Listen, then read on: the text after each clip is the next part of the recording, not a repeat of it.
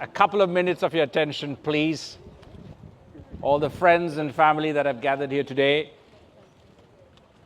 to witness and be a part of this wonderful evening, this wonderful union. And I've been tasked to say a few words and propose a toast. Now, Asanka usually is very organized, and this is what I've come to know about him, and so organized, in the sense that he called me yesterday and said, "You have to do a toast."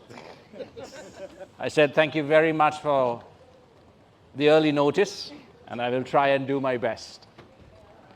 But it's been kind of a surreal evening,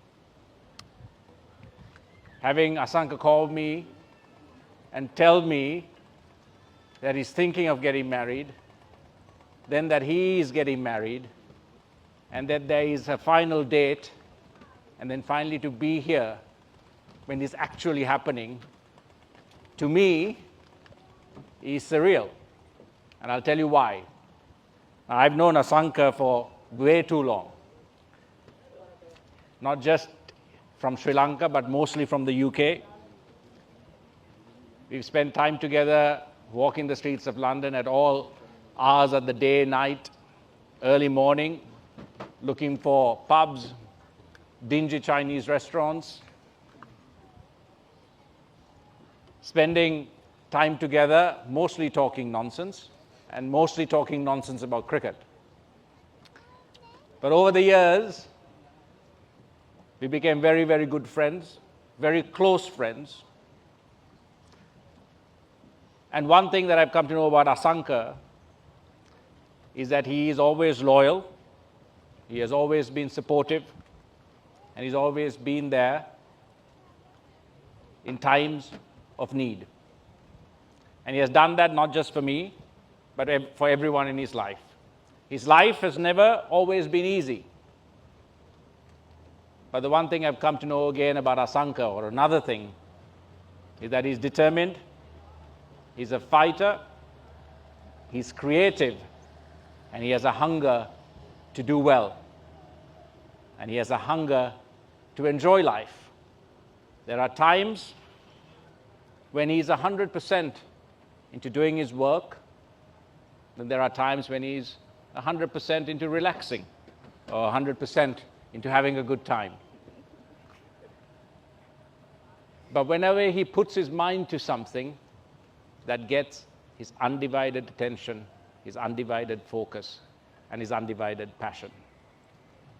When we've had all these conversations, one of the things he has always told me is that I'm never going to be as foolish as all of you, and I'm never going to get tied down, and never going to get married.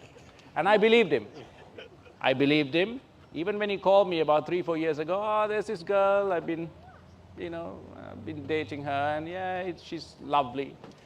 I said, "Yeah, sure, I've heard all of this before." But then, how I knew that he was serious was not because he called me and told me, but once when I was texting him, I saw that his WhatsApp profile had changed. And there was Anjalie in the picture. And I said, now that is a unique first-time occurrence for Asanka. So I called him, and I said, "What's going on here?" And that's when he said, "I think I might have found the one." Now, Anjalie, Asanka does speak a lot of nonsense. I heard that you also speak a lot of nonsense to him when you were saying your vows. But trust me, he beats you at that. But one of the few times that I know that he means what he says is when he said that he will love you and take care of you for the rest of your lives. And I know that he means it, and I know those words to be true. So I wish the both of you all the very best.